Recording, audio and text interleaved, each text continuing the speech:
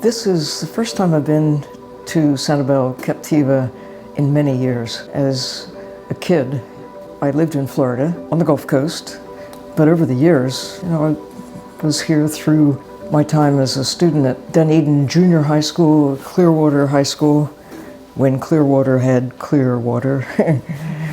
I went to Florida State University, in between at St. Petersburg when it was a junior college. Now, I chose as a topic of my studies for a master's degree and a PhD at Duke University, the marine seaweeds, marine algae of the Gulf of Mexico, the eastern Gulf of Mexico, from the Mississippi Delta down to the tip of the Florida Keys out at Dry Tortugas.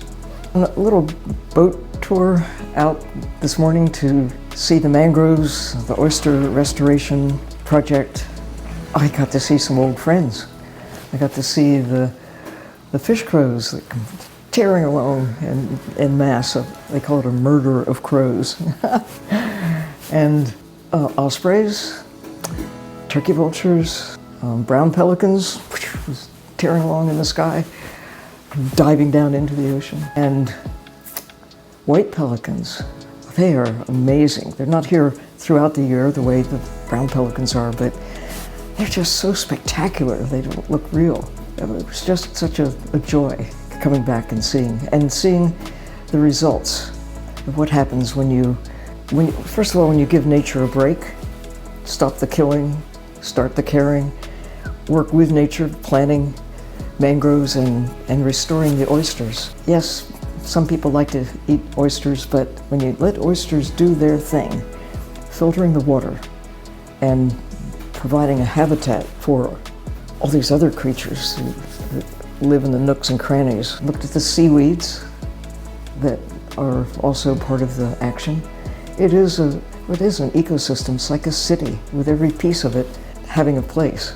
Anyway, it was just very uplifting for me to come back and see a place that I knew when it was in much better health than it is today. It has really taken a downhill slide over the years, but to see what's happening here, in this place, with the people who are really doing their best to bring it back, to see this curve of decline and now recovery. Good news. The Sanibel Captiva Conservation Foundation, SCCF. What a concept. This is how good things happen. People of goodwill use their collective power. Kids with volunteers, with professional scientists, professional conservationists, with people in the community who have a sense of caring and the savvy, the connections to know what to do about it. It's our home. It's your home.